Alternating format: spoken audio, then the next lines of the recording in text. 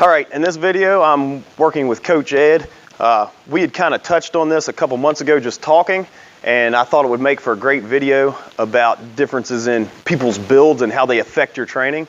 So this is going to be more of a conceptual video than it will be a technical video. Let me know what you think. If you'd like more of these videos that's more about concepts as opposed to techniques, and definitely hit the like button. If you haven't subscribed, do that for me. Click the notification so you don't miss any of these, and enjoy the video. We're here with Mastering MMA, Coach Lee. This is Coach Ed. He's one of our boxing coaches here at the Institute. And today we're going to have more of a conceptual video. We are talking about body types and how it affects what you're doing training-wise and fighting-wise. It's less of a technical, this is step one, this is step two. We're just going to talk about the differences in how things play out. Figured he would be a great example. He's a little bit shorter, a little bit stockier than me, so it kind of changes the dynamic of things, of how he trains, what he likes to do versus what I like to do. So we're going to get right into it. This actually started me and him talking about coaching our students, and it all started playing off of a combination to an out. So we were working on, if he was catching, we were throwing like a 2 and an out, and we were talking about how different people have to do different things to make this work. I'm a tall, lengthy fighter. I got a 79-inch reach, right? So I use it. I like to play outside. So if I'm throwing a 1-2 out, I'm bang, bang. He throws back. My out is just rocking back. Look, I've loaded all my weight here, and as this comes back, I'm racing him back into his face before he can get his defense back.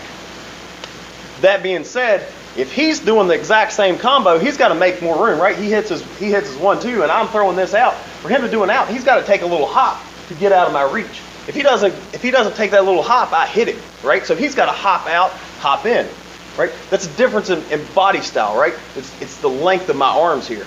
So once again, if he doesn't hop out, so don't move here. If he throws this 1-2, he's bang, bang, and his out is just a lean, right? I'm still tagging him, right? Just off of my length. So he's got to hop out, right? To where if he throws it at me, right? Bang, bang, and then, if I throw it at you, and you counter back, right? I just have to lean, right? I've got all kinds of room here, right? And he's actually almost overextending, which I catch people a lot doing that just because I can lean back and come right back with that hard right. So that's one way that your body type's going to affect you. So you've got to know that training-wise what you're looking at in general. Granted, I'm not super tall or super long, but when I was fighting 155 pounds. So at 155 pounds, I was extremely tall, extremely large, and extremely long. I was a big 55er. I wasn't a small 70. But so I played a lot of outside game. Right? Now this is what gets people messed up. So at a 55er, it would be extremely rare for me to find somebody that was longer than me at 55. So a lot of people in my situation would be, I just want to learn this outside game, right? I don't need to know the inside game. But that's the complete opposite, because if we're playing this and he's used to being the shorter fighter, right? Let's say he slips my jab and steps in on me, right? So he's in it. This is where he wants to be, right? This is his spot. If I don't know what he's trying to do, how am I going to defend it, right? He's got all the options here, and if I don't know what he's trying to do, I'm lost, right? He's going to eat me up until I can figure out how to get this back here. Right? So I need to be, if I'm here and he steps in, right, I need to know where he's going. I need to know how to work in here, even though it's not my bread and butter.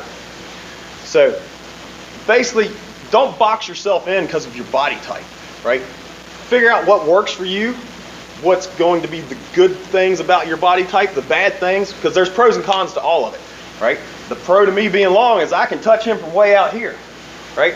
It's like me playing with a sniper rifle. He's playing with a pistol. Right? Just off the range. But once we get in here, right, my sniper rifle's not doing any good. Right? And this is where he wants to be. He's good with his pistols. Right? I got to figure out how to defend that and work him back to my sniper rifle. Whether it's, me pulling out my pistols for a second, I might be in here, boom, boom, and then boom, we're right back to here. Or it could be that we get in here and I'm just defending until I can find the spot to make space. Right? And this isn't just for striking. This is for grappling too. I've talked to a lot of people about triangles, which is one of my moves I hit a lot. It's common for a tall, lengthy guy to hit. Shorter people have trouble getting the triangle locked in because their legs, I can get you to turn around. Their legs have to go from under the armpit across the neck. This, you have to make this connection here and then triangle your leg over your knee. You're good now. So shorter people have trouble getting that. Here's the thing, I can get there all day long with ease. But I have to work hard to make that hole small to strangle somebody, right? Whereas if Ed puts me in a triangle, his legs are shorter, right? It's hard for him to get that triangle position. But almost as soon as he gets it, it's tight right away. He doesn't have to work near as hard to make all the blood flow start to slow down and put me to sleep, right? So this works throughout both of those. So let's talk about knowing your range as to what weapon to use, right? So if we're in here playing and I'm throwing my jab, so right here, this is a good jab range for me, right? He's catching, he's whatever. If he's not catching, I'm making good solid contact here, right? Boom, right? I'm touching him right before the end of my reach, right? If I reach all the way through, I'm getting about to the back of his jaw, which is a good distance, right? I don't want to be hitting at the very end where it's just barely touching him. I want to hit and still make some impact. That being said, if he steps in on me, right, this is not a good place for me to throw a jab, right? I'm not, even if he doesn't block this and we're going hard, if I'm trying to throw a jab here, he's going to eat that. It's no problem, right? Any kind of boxer can eat a jab from here, right? Because I'm not getting extension on it. I'm not where I'm strong, right? So that changes my weapons. So as he steps back out, I got to know, all right, so here's my straight, my 1, my 2, right? Well, let's say he's shelled up and stepped in, right? These straights aren't doing any good here. Now I'm hooking, right? I got to come around his defenses, right? So he changed the range, which changes what weapons I can use, right? If he's back out a little bit and he's not, so like right here's good jab range for me, right? So let's say he comes in about an inch or so, right? And he's just front blocking here, right? He's getting these blocked real good, my straights. I can't use a standard hook here, right? Like that's the reach of my hook. He's nowhere near it. But what I can do is use an elongated hook. There's multiple ways to throw it. My personal preference is to turn my hand over and hit with these 2 knuckles. So if he's shelled up here nice and tight, not let me through, right? I can throw an elongated hook and I can sneak around that guard, right? But I can't throw my traditional hook because my traditional hook is hitting right here. I'm nowhere close, right? If I throw this, I don't have any pop on it. I'm straight armed. So I turn it on, boom, and I come through that little hole. So that being said, if he's just outside my jab range, right, I can't quite jab him, he is right in kick range, right? That front leg is usually right there. So I'm in here, right, he's just outside, don't even catch here, right? He's just outside, right, I'm not hitting. If I extend, right, I can still touch him, but like that's about as far as I can extend and I'm starting to overextend. That's not a good strike for me, right? But from right here, I can dig in on that leg. That's about perfect leg range. If he steps in a little closer, right, now we're going into our hooks, right, our uppercuts, right? This is a good range for those, right? That being said, I'm probably right about the range you like to jab at, aren't I? Probably pretty close, yeah, right? So now I'm in this range for him, right? My hooks, my uppercuts, right? I'm right there at that line where I can start playing with those, but I got to be knowledgeable that I'm where he wants to start jabbing his way in, or crosses, or whatever. His straights are starting to hit here, right? If he's a kicker, he's right there where he can kick. If he's back a hair, I got to know, like right here. So when he's in my jab range, right? This is a good jab range for me. This is a good kick range for him on my leg, right? He's banging like right at the bottom of his shin where he wants to be. So as I'm knowing my range, I got to figure out what's happening. As a bigger fighter, if he gets in deep, right? Say I throw my jab, he slips and he's in deep. Right, I'm framing out usually. I'm trying to get some space, or I'm turning this into a clinch if it's MMA, right? I might be coming here and starting to make this, and now I'm making space, right? I don't want to play this, we're in here shoulder to shoulder, but this little game here, right? He can generate a lot more power in that little area than I can just based off of his body type, right? So that's where he wants to be. If we're boxing, he is constantly trying to get inside of my jab range to, at minimal, where he's like right at the beginning of my hook range, right? Because that's where he's starting to be able to touch me. And I've got to be aware of that, right? He's really trying to get past his straights range where he can start throwing his hooks and his uppercuts, because I'm greatly limited. Get to where you feel comfortable with your hooks and uppercuts. right? So right there, so my straights are gone, right? I can still throw these hooks, but I'm a little bit crowded here, right? I'm having to actually pull. If my perfect range on my hook's landing like right back here, which is easy for him to roll, right? My knuckles are just barely grazing the back of his neck, right? I'm hitting about right here on him. So that's a good spot for him. As we get a little bit closer, he loses a little bit more power, but he can still generate pretty good in here, right? You still feel pretty comfortable in there, right? But at this spot, like for me to throw a hook, like I'm not getting anything on this, right? There is nothing happening on that hook, right? I can still hit some uppercuts here, right? I can generate some power in some uppercuts. My hooks are out of it, right? Which is why in MMA, if he gets in this close, I'm clinching, right? I'm catching that head. I'm completely changing the game to a grappling game because the percentages are on his side at that point, right? So that's how we gotta think about this as you're learning your distance. I frustrate a lot of people because that's one of the biggest things I key on when I first start out. When I first start striking, I'm trying to judge the distance. So if we're in here kind of just playing, right? I'm just looking, I'm trying to see where his arms reach to. I'm touching hands, right? I'm trying to see how far my arms go. And then I'll start playing distance games with him, right? If I can figure out, put your jab out, if I can figure out his jab stopping about right here, I know I just got to get to here to be safe. So I can come in here, right? He can touch me here, but I can hit him with some nice shots. And as soon as something goes, all I have to do is shift my weight, right? He's nowhere close to punching me. And if he does touch me, it's not going to have a whole lot behind it, and he's going to be out of place, right? This back foot's coming up. He's going to be floating. And now it's my turn to counter. Boom, boom. Right? Change angles, all that fun stuff. Anything you'd like to add to this?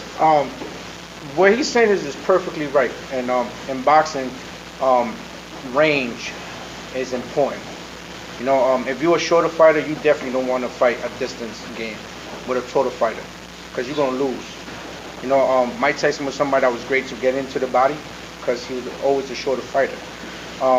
As he said, if I'm in here, if I'm inside, you know, his lanky arms can do as much as what my arms could do, right? So one thing I see that a lot of shorter fighters do is that they get out the pocket too much. Yeah. So I could be here, and instead of jumping out a little bit, they'll jump out a lot. That's giving him range for everything. That's a beautiful point. So it's something that you gotta really watch. If you could touch him, the other hand is gonna be able to touch him. But you gotta watch that with a taller fighter, because as a shorter fighter, if I could touch him, I know that he gotta touch me. You know, so and if he does that, it's gone. Like my power is gone here. So it's something to just to look at. You know, don't if you're a shorter fighter, do not try to fight long. You know, if you're a taller fighter, if you find a shorter fighter, do not try to be short. You know, use your length. You know, you tall for a reason. Use your arms, your legs. You know, and just what Coach Lee has been saying has been just on point. I appreciate that. Another thing I'd like to bring up, he brought up Mike Tyson. Mike Tyson's known for dropping people and knocking them out, but he is a great study.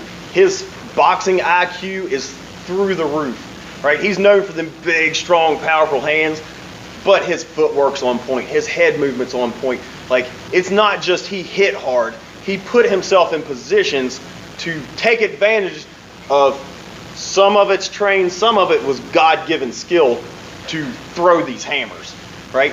But he mastered all the little footwork, all the little details of stuff to put him in positions where he could just knock people's heads off. So if you are a short fighter, he is a great study. I'm a tall fighter, and I have studied him piles and piles and piles, just the footwork and stuff. I have to make little changes to make it work for me, but a lot of the stuff he does, I have implemented into my game with minor changes to be able to work with longer arms, right? Being the taller fighter, because in general, he was the shorter guy.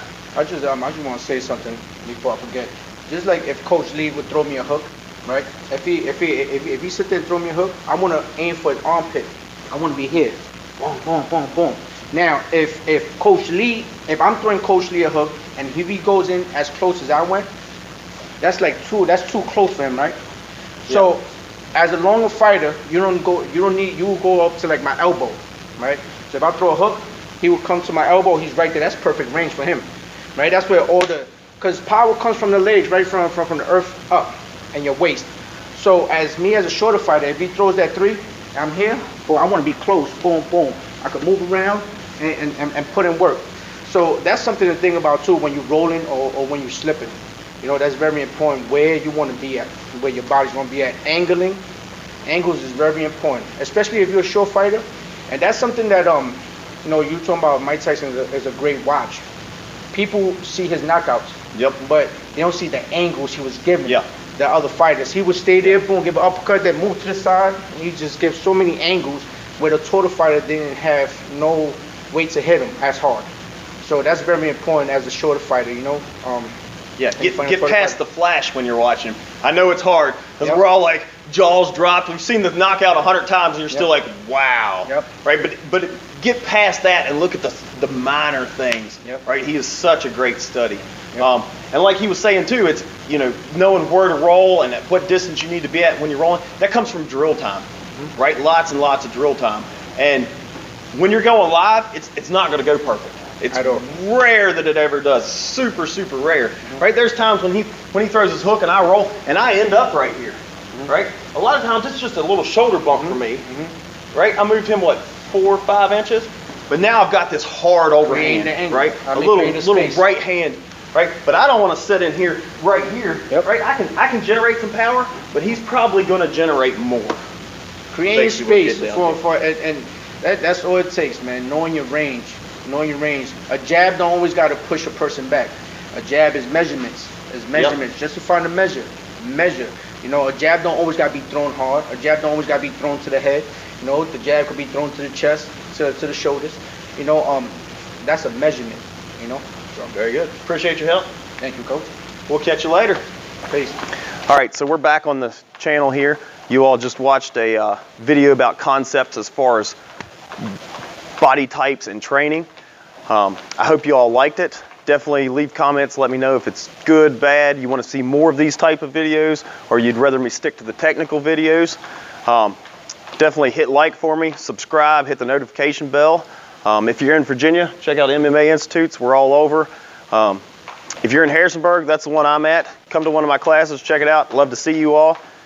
And if you're not in Virginia, find another legit gym. It'll help you out a lot. If you can't do that right now, get with some buddies, train this. Use these videos as tools to sharpen your skills. Get out there, train, have a great day, and we will catch you next time on Mastering MMA with Coach Lee.